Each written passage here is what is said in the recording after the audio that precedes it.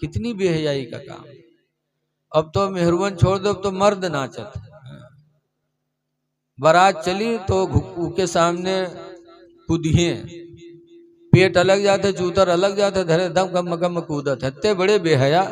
एक बुढ़वा रहा है, बीमार हुआ तो कोई लड़का होगा घेरे बैठे, अब्बा ही बात अब्बा बात। तो बुढ़वा कहते भैया रे अभी बचबे ना लागत है मर जीवे। तो लड़का कहीं तब अब्बा, तो बुढ़वा कहते जो हम मर जेबे ना तो हमरे कफन में पुरान कपड़ा लगायो, नवा कफन ना दिया। तो लड़का कहे अब्बा यू कहाँ वही पे कि तुमका पढ़ाई लिखाई घर गुरिया बनवाया तो मर जी हम लोग पुरान कपड़ा कफन में देवे। गाँव वाले कहा कहीं है अब्बा। तो बुढ़वा कहते हैं गाँव वाले चक्कर में पड़ के सारे उनका फंसाए दे रहे तुम लोग। लेकिन कहा है अब्बा, आज हम या अली अली का नारा लगाते हैं, लेकिन कभी सोचा उनकी जिंदगी को भी। हजरत अली रदी अल्लाह ताला अन्हु कुरान से कितनी मोहब्बत करते थे।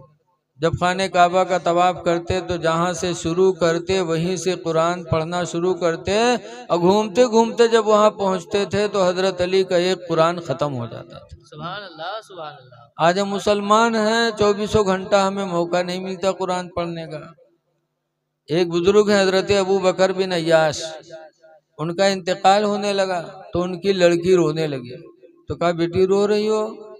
कहा अब्बू आपके इंतकाल का वक्त है, मैं इस गम में रो रही हूँ कि अल्लाह जाने आपका ठिकाना जन्नत है कि जहन्नम है, इसलिए मैं रो रही हूँ, आपका ठिकाना मुझे मालूम नहीं। तो हजरत अबू बकर बिन अय्याश ने कहा था मेरी बेटी रो नहीं, जिस कमरे में मेरा इंतकाल होने वाला है इसी कमरे में मैंने 24,000 मरतबा कुरान करीम खत्म किया है। 24,000 कुरान करीम, 24,000 बार कुरान उन्होंने पढ़ा था। और आज हम मुसलमान होकर के एक कुरान भी साल में नहीं खत्म कर पाते, महीने में नहीं खत्म कर पाते। ऐ लोगों कुरान पढ़ो अपने घरों में, ताकि तिलावत कुरान से बीमारियां भी दूर हों, अल्लाह की रहमत आपकी रोजी में शामिल हो। अल्लाह कुरान में फरमाता वनुनज़्ज़िलु मिनल कुरानि मा हुआ शिफा, कि हमने कुरान को शिफा बना के उतारा, व रहमतुल लिल मोमिनीन, और इस कुरान को हमने मोमिनों के लिए रहमत बनाया है। आज हम कुरान से दूर हो चुके हैं लोगों। आज हम कुरान छोड़ करके, नमाज को छोड़ करके हम नाच गाना में मसरूफ हो गए। नाचना कितनी बेहयाई का काम। अब तो मेहरवन छोड़ दो, अब तो मर्द नाचत। बारात चली तो घुक्कू के सामने कूदिए, पेट अलग जाते, जूतर अलग जाते, धरे दम गम गम कूदत है। इतने बड़े बेहया, तनको नीक नहीं लागत, इतने बेशरम, और डीजे के सामने कूदते हैं। और मेहरुए ठाट टकटकी देखिए कहीं देखो हमारे 2 हाथ ऊंचे कूदत है हमारा आदमी। गुडवा कब्बा हमरे 2 हाथ ऊंचे हैं। बताओ ऐ लोगो, नाच गाना, क्या हम नाचने के लिए दुनिया में आए? नाच देखने के लिए दुनिया में आए? अल्लाह तो फरमाता है कि अल्लाह ने मौत जिंदगी इसलिए पैदा किया था ताकि तुम्हारे इम्तिहान हो जाए कि तुम में अमल के एतबार से कौन है। और अब तो नाच गाना खत्म हो रहा है, लेकिन अब भी कुछ बदनसीब लोग हैं जो इस काम को करते हैं। अच्छा आदमी करे, एक है बदनाम आदमी और एक है अच्छा आदमी जिसको अल्लाह ताला अपने घर की जियारत करा दे, या जो उम्र दराज हो जाए। लिखा है कि सफेद बालों पे अल्लाह ताला रहमत नाजिल फरमाता है। सफेद बालों पे अल्लाह रहमत नाजिल करता है, अल्लाह की रहमत उतरे और हम उसके नाफरमानी करें। हजरत याकूब अलैहिस्सलाम के पास मलकुल मौत आए, सलाम किया, कहा कैसे आना हुआ? कहा आपकी रूह निकालने आया मैं मलकुल मौत हूँ। कहा ऐसे चले आए? पहले तुमको खबर करना चाहिए, बगैर खबर किए चले आए। तो उसने कहा याकूब मैंने 3 खबर आपके पास भेजी फिर मैं आया। कहा एको खबर नहीं? कहा जब आपका बदन कमजोर हुआ तो ये पहली मौत की इत्तला थी, जब आपकी कमर झुकी तो ये दूसरी इत्तला थी, जब बाल सफेद हुए तो ये तीसरी इत्तला थी। 3 इत्तला देने के बाद आया हूँ। फिर मलकुल मौत ने रूह निकाल लिया। तो बालों का सफेद होना, बुढ़ापा आना, ये मौत के करीब होने की निशानी है। इस उम्र में भी आदमी खुदा को नाराज करे तो उससे बड़ा बदनसीब कौन होगा।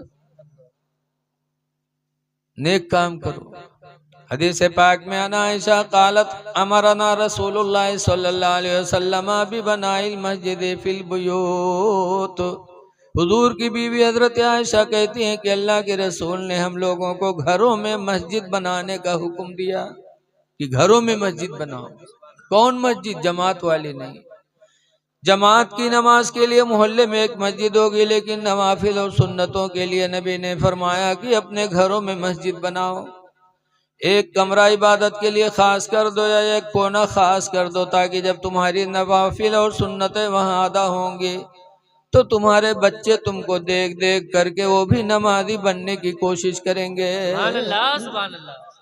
आने वाली नस्लों को नमाजी बनाने के लिए मेरे नबी ने हुक्म दिया कि अपने अपने घरों में मस्जिद बनाओ। और आज हम अपने मोहल्ले में, अपनी बस्ती में जब नाच कराएंगे तो छोटे छोटे बच्चे उसी को देखकर उसी को अपनाने की कोशिश करेंगे।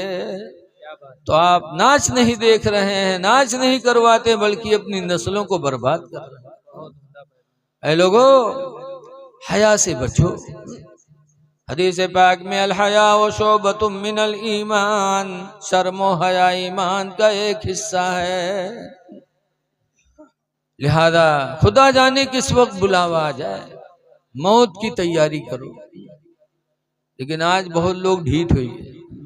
एक बुढ़वा रहा है, बीमार हुआ तो कोई लड़का के घेरे बैठे, अब्बा ही बात अब्बा बात, तो बुढ़वा कहते भैया रे अभी बचबे ना लागत है, मर जीवे। तो लड़का कहीं तब अब्बा, तो बुढ़वा कहते जो हम मर जेबे ना तो हमरे कफन में पुरान कपड़ा लगायो, नवा कफन न दिया। तो लड़का कहीं अब्बा यू कहाँ वही पे कि तुमका पढ़ाई लिखाई घर गुरिया बनवाए तो मर जी हम लोग पुरान कपड़ा कफन में देवे। गाँव वाले कहा कहीं है अब्बा? तो बुढ़वा कहा था गाँव वाले चक्कर में पड़ के सारे हमका फंसाए दे रहे तुम लोग। कहीं कहा है अब्बा? तो बुढ़वा कहा था पुरान कपड़ा में लपेट के रखियो, ताकि फरिश्ते जब हिसाब ले आई हैं देखिए कफन पुरान, तो कहीं तो बहुत पहले मर चुका है, कहीं हिसाब होगा भाई छोड़ो, छोड़ छाड़ चले जाई हैं। और नवा कफन में लपेट के रखियो, जुड़ते जुड़ जाई हैं कि नहीं जुटी है बताओ। ऐसे ऐसे बुढ़वा परे हैं। वो मेरे बुढ़वा आजो जिंदा है, तभी तो बुढ़ापा में नाच देखा था। सोचत हुए हैं कि यही पुरान कपड़ा में लपेट के रहिबे और यही धोखा में हमका छोड़ दे। ये दलाली वहां नहीं चलेगी। जिंदगी भर दलाली किया, मरने के बाद भी कफन कब्र में भी 420। कब्र बड़ी कठिन जगह है। आला हजरत इमाम अहले सुन्नत इतने बड़े मुजद्दिद भी कब्र को याद करके रोया करते थे।